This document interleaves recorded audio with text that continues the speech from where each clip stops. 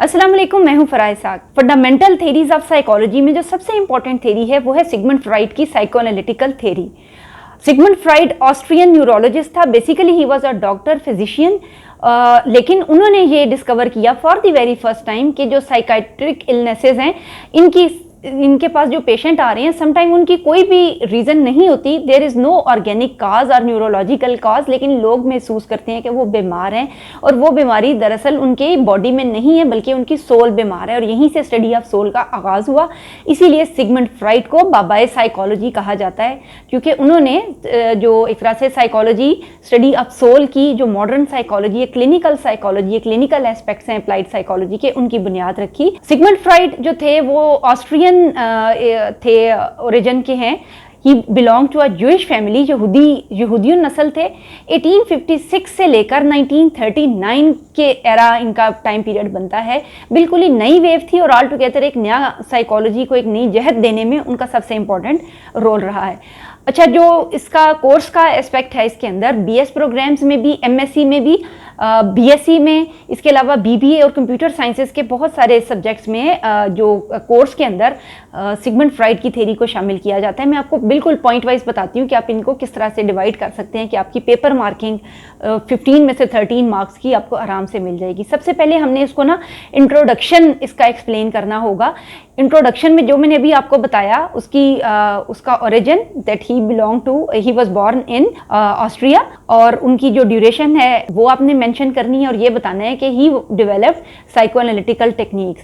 एक और चीज़ जो इंपॉर्टेंट है आपने अंडरस्टैंड करनी है वो ये है कि जो साइको एनालिसिस है ना वो उनका थेरेप्यूटिक टेक्निक्स थी, यानी therapies to cure the people. उसके लिए उन्होंने जो मेथड बनाया था वो साइको एनालिसिस कहलाता है। जो उनकी थेरी है ना, जो बेसिक थेरी है जिसके ऊपर आगे ट्रीटमेंट भी बेस किया गया, वो साइको डायनेमिक कहलाती है। साइको का मतलब अगेन सोल, और डायनेमिक्स एक तरह से डिफरेंट एस्पेक्ट्स, यानी हमारी सोल के डिफरेंट एस्पेक्ट्स। तो उसमें उन्होंने अपनी जो थ्योरी है वो एक्सप्लेन की है, और जो साइको एनालिसिस है ये मेथड ऑफ ट्रीटमेंट था। तो जो सबसे पहला पॉइंट आता है ना वो आता है साइकिक डिटर्मिनिज्म। साइकिक डिटर्मिनिज्म हमारी जो जितनी भी हम रोज़मर्रा काम करते हैं उनमें कोई चीज़ें ऐसी हैं जो हमें मोटिवेशन प्रोवाइड करती हैं। उनको उसने कहा था एरोस। ये मैं पहले भी मेरी कुछ क्लिप्स के अंदर है, लेकिन आज हम इसको सिलेबस के पॉइंट ऑफ व्यू से डिस्कस कर रहे हैं। एरोस मींस लाइफ टेंडेंसीज, और थैनाटोस से ये वर्ड निकला है, ग्रीक वर्ड्स में से है, विच मींस डेथ इंस्टिंक्ट्स। अगर प्रेशर और स्ट्रेसर्स बहुत ज़्यादा होते जाएंगे तो थैनाटोस टेंडेंसीज इंक्रीज होती जाएंगी और एरोस टेंडेंसीज घटती चली जाएंगी। ऑलमोस्ट जो डिफरेंट डिसऑर्डर्स हैं, फ्राइड ने ना इनके रीजंस बताए हैं for the very first time. उन्होंने हर एक चीज़ का ना एक इतनी ज़बरदस्त तरीके से इन चीज़ों का एनालिसिस निकाला है। फ्राइड का ये मानना है अगर हमारी पर्सनैलिटी के अंदर, हमारी सोल के अंदर एक तरह से एक दो पैमाने हैं, जैसे कि एक थर्मामीटर होता है ना, उसमें हरारत और कोल्डनेस मैयर हो रही होती है, तो जब हमारे अंदर थैनाटोस टेंडेंसीज बहुत इंक्रीज कर जाती हैं और लाइफ टेंडेंसीज डिक्रीज कर जाती हैं, तो इसके नतीजे में लोग साइकोपैथोलॉजीज का शिकार होते हैं, यानी उनको बहुत से मेंटल डिस्टर्बेंसेस हो सकती हैं। वो सुसाइडल बिहेवियर भी शो कर सकते हैं। मसलन उनके अंदर जीने की ख्वाहिश ख़त्म होना शुरू हो जाती है और वो डिप्रेशन में जा सकते हैं या इस किस्म की कोई भी इलनेस का शिकार हो सकते हैं। इस चीज़ को उसने साइकिक डिटर्मिनिज्म का नाम दिया। यानी बेसिकली जो डिटर्मिनिज्म का वर्ड आता है कि जो भी हमारी पर्सनैलिटी है, हम जो भी काम करते हैं वो प्री डिसाइडेड है, प्री कोडेड है और प्री डिटर्मिन्ड है। सिगमंड फ्राइड की अगर हम कंट्रोवर्सी की बात करें, नेचर वर्सेस नर्चर की, जो कि एक इम्पॉर्टेंट डिबेट है कि ऑलमोस्ट जितनी भी जब हम साइंसेस की बात करते हैं कि हमारे बिहेवियर को क्या चीज़ डिटरमिन कर रही है, इधर वी आर जेनेटिकली डिटर्मिन्ड और we are determined by environmental causes. हमें क्या क्या चीज़ें that govern our behaviour, driving force क्या है। तो फ्राइड वाज हाईली डिटर्मिनिस्टिक, यानी वो बहुत ज़्यादा इंपॉर्टेंस देते थे जीन्स को। उनका ये मानना था कि हम millions and trillions of genes लेकर पैदा होते हैं और उन्हीं की डोमिनेंस और रिसेशन से हमारा पूरा बिहेवियर कंट्रोल होता है। तो हम जिबिल्ली तौर पर अपने जीन्स के ताबे हैं, हम अपने जेनेटिक पैटर्न से और जेनेटिक मेकअप से बहुत ज़्यादा डेविएट नहीं कर पाते हैं। तो इस तरह से उनकी जो अप्रोच है वो पूरी की पूरी एक तरह से फोकस करती है जेनेटिक टेंडेंसीज को और उन्हीं चीज़ों को इम्पोर्टेंस देती है। इसीलिए उन्होंने साइकिक डिटर्मिनिज्म का बात की कि हमारी जो साइकी है ये डिटर्मिन्ड है, प्री डिसाइडेड है, प्री कोडेड है और हम उन्हीं पाथवेज के ऊपर रहते हैं। सेकेंड पॉइंट, ये फर्स्ट पॉइंट हो गया साइकिक डिटर्मिनिज्म का। सेकेंड पॉइंट जो फ्राइड ने एक्सप्लेन किया वो ये था कि जो एक तरह से इंसान है ना वो जबिल्ली तौर पर अपनी नफसानी ख्वाहिशात का गुलाम है। इस तरह से हम उसकी पर्सनैलिटी थ्योरी को एक तरह से एक पेसिमिस्टिक पॉइंट ऑफ व्यू देते हैं ह्यूमन बिहेवियर का। पेसिमिस्टिक किस तरह से है कि जो फ्राइड के अकॉर्डिंग जो इंसान है ना वो उसके अंदर बहुत सी नफसानी ख्वाहिशात पैदा होती हैं और वो उन्हीं नफसानी ख्वाहिशात को पूरा करने के लिए काम करता रहता है। इस तरह से उसमें एग्रेशन और जो सेक्सुअल टेंडेंसीज हैं वो उसके बिहेवियर्स को गवर्न करती हैं। इंसान अपनी नफसानी ख्वाहिशात को हर सूरत पूरा करना चाहता है। फ्राइड का ये मानना था कि अगर हम अपने नफ्स के बेलगाम घोड़े के ऊपर जहन कसने में कामयाब हो जाते हैं और इन एक तरह से बेलगाम ख्वाहिशात को कोई मीनिंग पहना सकते हैं और इनको डाइवर्ट कर सकते हैं किसी मीनिंगफुल क्रिएटिव एक्टिविटी में, तो हम इनसे बहुत बड़ा काम ले सकते हैं।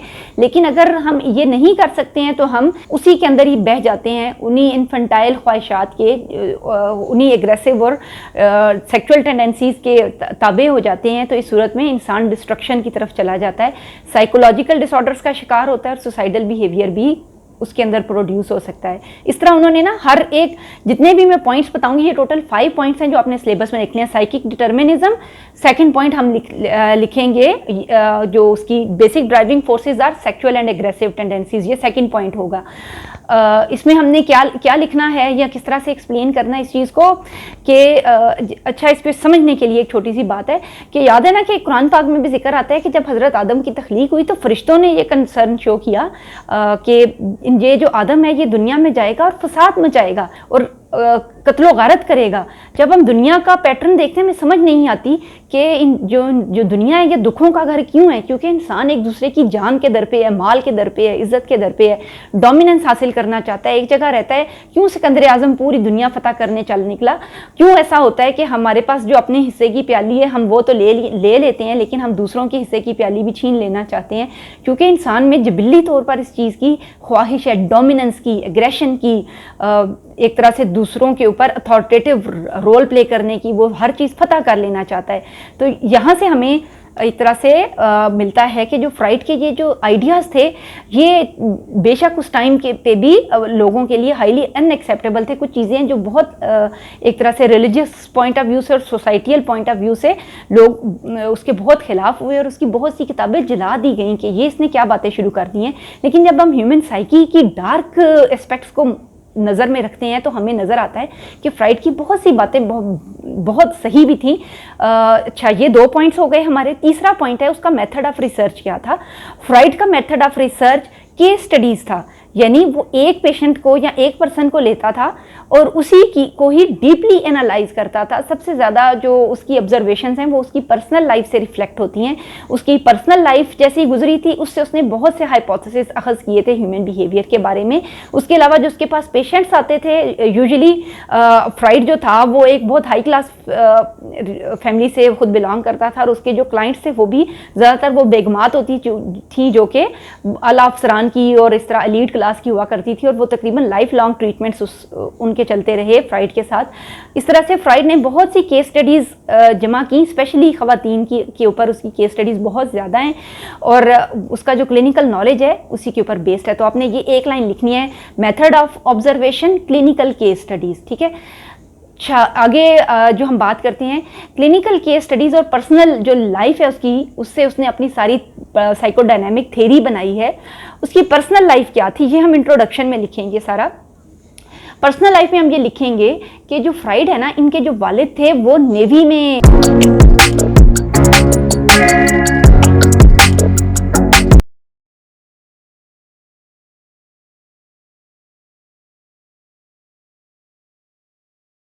आपने ये एक लाइन लिखनी है, method of observation clinical case studies, ठीक है। अच्छा, आगे जो हम बात करते हैं क्लिनिकल केस स्टडीज़ और पर्सनल जो लाइफ है उसकी, उससे उसने अपनी सारी साइकोडायनेमिक थेरी बनाई है। उसकी पर्सनल लाइफ क्या थी ये हम इंट्रोडक्शन में लिखेंगे सारा। पर्सनल लाइफ में हम ये लिखेंगे कि जो फ्राइड है ना, इनके जो वालिद थे वो नेवी में जॉब करते थे और बहुत टाइम के लिए घर से दूर रहते थे। जो फ्राइड की मदर थी वो बहुत ही जो थी वाइब्रेंट और ना लाइवली लेडी थी, खूबसूरत थी बहुत, और उनका एज डिफरेंस भी 20 ईयर्स का था हस्बैंड वाइफ का। तो जो फ्राइड था he was highly attach to her mother, अपनी माँ के साथ उनकी बहुत अटैचमेंट थी। और उसने यानी चूँकि उनकी पर्सनल ऑब्जर्वेशन के ऊपर उनकी थेरी बेस्ड है, तो हम ये चीज़ अभी जहन में रखनी है कि जब उनके फादर घर आते थे ना तो fried felt a strange sense of जिसको कहते हैं ना नफरत कह लें या जेलसी फ्रॉम हिज फादर। उसने इस चीज़ को नाम दिया ओडिपस कॉम्प्लेक्स का। ये सारे जो नेम्स हैं ना, जैसे एरोस, थेनेटोस और ये ओडिपस, ये सारे ग्रीक मेथोडोलॉजी से निकले हैं और ग्रीक गॉड्स के नाम हुआ करते थे। फ्राइड खुद तो जूइश फैमिली से बिलोंग करते हैं, लेकिन चूँकि जो सारा लिटरेचर है वो उस टाइम के ऊपर वो वहाँ से इन्फ्लुएंस्ड है और उनकी स्टडीज़ इस चीज़ के ऊपर है, इसलिए उन्होंने बहुत से नाम वहाँ से ड्राइव किए हैं। ओडिपस कॉम्प्लेक्स का मतलब क्या है कि during the initial years a young boy will have a certain liking और अटैचमेंट विद हिज मदर। अपनी माँ के साथ एक सेंस ऑफ अटैचमेंट डेवलप होगी। जो ही बच्चा थोड़ा सा बड़ा होगा तो उसको उन चीज़ों की मॉरल सेंस और एथिकल सेंस समझ में आने शुरू हो जाती है and he is able to resolve that conflict. इसको कॉन्फ्लिक्ट का नाम दिया क्योंकि उसको पता नहीं है, क्योंकि उसकी लाइफ में जो फर्स्ट लेडी कोई आई है तो वो उसकी मदर है। लेकिन जो ही बच्चा थोड़ा सा बड़ा होता है वो सोशल आइडेंटिटीज़ गेन करता है, मॉरल और रिलीजियस आइडेंटिटीज़ गेन करता है, तो उसको ये पता चलता है हराम और हलाल की समझ आनी शुरू हो जाती है।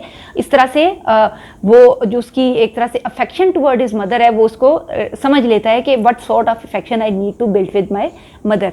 फ्राइड का ये मानना है, अब हर एक स्टेप पे ये याद रखना है कि फ्राइड ने ड्राइव कर की हैं कि रीजंस ऑफ साइकोपैथोलॉजीज क्या हैं हर एक डिफरेंट ह्यूमन नेचर के अंदर।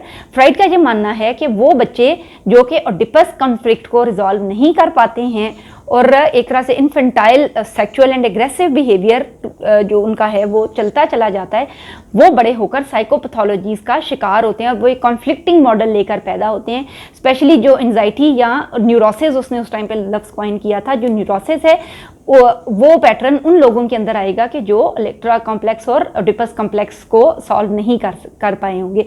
Electra complex attachment of a daughter toward her father, Oedipus complex attachment of a son to his mother.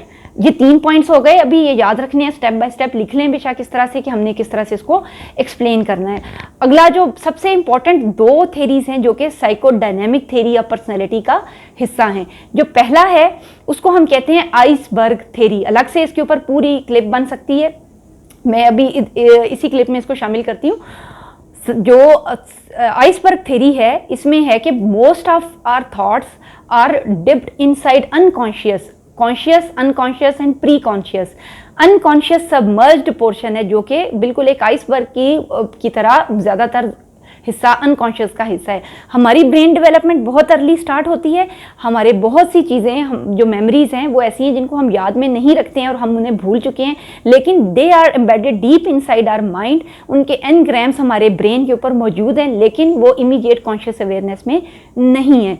तो ये अनकॉन्शियस पोर्शन है हमारी पर्सनैलिटी का जो बहुत ज़्यादा है।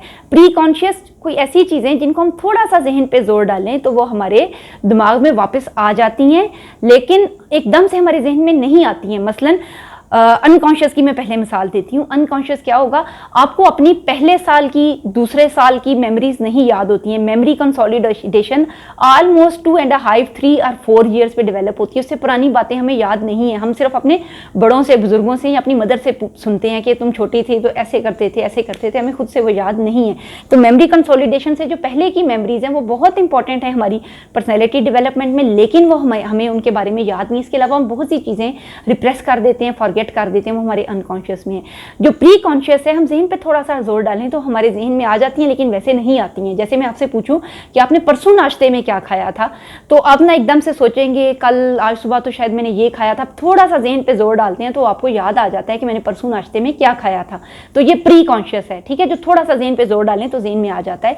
देन कम्स कॉन्शियस अवेयरनेस या कॉन्शियस माइंड हमारा, जिसको जो कि हमारी इमीडिएट हियर एंड नाउ है कि हम इस टाइम क्या कर रहे हैं, जिनके बारे में हमें we are fully aware about. Freud का ये मानना है कि हमारी पर्सनैलिटी को बहुत ज़्यादा गवर्न कर रहा है हमारा अनकॉन्शियस माइंड, ठीक है, और चूंकि वो बहुत ज़्यादा है और वही हमारी असल पर्सनैलिटी है, जो हमारा पर्सोना है, जो हम दूसरों को शो कर रहे हैं, वो तो हम कॉन्शियसली दूसरों को शो कर रहे हैं, लेकिन हमारी हकीकत असल में वो है जो हम दूसरों से छुपा रहे हैं। यानी हम असल में वो नहीं है जो हम दूसरों को दिखा रहे हैं, बल्कि हमारा असल वो है जो हम दूसरों से अनकॉन्शियस में है और वो हम दूसरों से छुपा रहे हैं। इस तरह से आइसबर्ग थ्योरी में आपने लिखना है unconscious, pre conscious and unconscious, और इसकी हमने डिटेल लिख लेनी है। उसके बाद स्ट्रक्चर ऑफ पर्सनैलिटी में आता है id, ego and super ego. Id is the based on pleasure principles, जो कि हमारे दिल का वो छोटा बच्चा है जो हर एक चीज़ हासिल कर लेना चाहता है, चाहे दुरुस्त तरीके से हो चाहे गलत तरीके से हो, उसको वो चाहता है कि मेरी तमाम ख्वाहिशात पूरी हों। जो सुपर ईगो है वो है मॉरल प्रिंसिपल्स पर बेस्ड, जो हमारा ज़मीर है ना वो मॉरल प्रिंसिपल्स के ऊपर बेस्ड है। यानी हमारी अंदर एक तरह से डिफ़ॉल्ट है ये चीज़ कि सही और गलत क्या है, तो वो हमेशा हमें बताता रहता है कि बिल्कुल सही तरीका क्या है किसी चीज़ के करने का। जो ईगो है हमारी वो रियलिटी प्रिंसिपल्स पर बेस्ड है। हमारी जो ईगो है वो यूजुअली बैलेंस रखती है, कभी तो थोड़ा सा मौका दे देती है एड को और कभी थोड़ा सा मौका दे देती है मॉरल प्रिंसिपल्स को, यानी सुपर ईगो को। जैसा कि अगर आप स्कूल या कॉलेज जाते हैं, आपके फ्रेंड्स कहते हैं मौसम बहुत अच्छा है और आज ना क्लास बंक करते हैं, ठीक है, तो आपको लगता है छोटी सी बात ये क्या है, सारे क्लास बंक कर रहे हैं मैं भी कर लेता हूँ, ठीक है।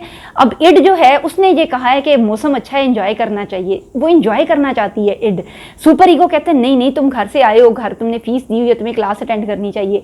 लेकिन जो ईगो है वो देखती है, एवेल्युएट करती है, एनालाइज करती है जिन चीज़ों के बारे में हमारा एटीट्यूड सख्त होता है, जैसे हमारे रिलीजियस सेंटिमेंट्स या कुछ ऐसी चीज़ें जिनके ऊपर हम कॉम्प्रोमाइज़ नहीं करना चाहते, उसमें मॉरल प्रिंसिपल्स हमारे जीत जाते हैं और हम वो नहीं करते हैं काम।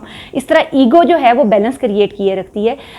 सिगमंड फ्राइड का ये मानना है if the ego is unable to maintain the balance between id and super ego then we fall into some psychological disorders. यानी ये एक और उसने पॉइंट ऑफ व्यू निकाल के दिया। अब ये पॉइंट्स याद रखने हैं, जैसे पीछे हम अनकॉन्शियस, प्री कॉन्शियस और कॉन्शियस का कह रहे थे कि अगर अनकॉन्शियस बहुत ज़्यादा भर गया है ना, एक तरह से डस्टबिन की तरह ओवरफ्लो हो रहा है, हमने उसमें बहुत ज़्यादा अलगम बलगम भर दी है, बहुत सी रिप्रेस्ड मेमोरीज हैं, ट्रॉमाज हैं बचपन के, ऐसी चीज़ें हैं जो हमारे लिए हॉन्टिंग मेमोरीज हैं और हमें परेशान किए रखती हैं और हमने उनसे जान नहीं छुड़ाई है। इस सूरत में भी हम बहुत से एंजाइटी डिसऑर्डर, कन्वल्सिव डिसऑर्डर, इस तरह बहुत सी प्रॉब्लम्स का शिकार हो सकते हैं, साइकोलॉजिकल डिसऑर्डर्स का शिकार हो सकते हैं। अभी तक के लिए इतना ही काफ़ी है। याद रखना है कि किन किन चीज़ों से साइकोपैथोलॉजीज डेवलप होती हैं according to psychoanalytical theory of by Sigmund fried.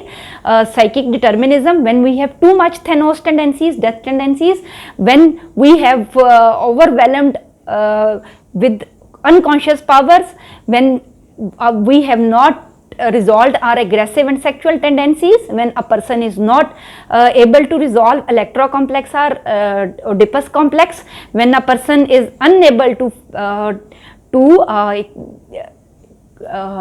hold out, to make out, when a person is unable to maintain a balance between id, ego and super ego. अगले क्लिप में हम इसी चीज़ को कंटिन्यू करते हैं। Psychodynamic theory में almost इतना ही लिखना होता है, इसके बाद इसकी क्रिटिकल इवैल्यूएशन और कंक्लूजन से आपका एक लॉन्ग क्वेश्चन प्रिपेयर हो जाता है।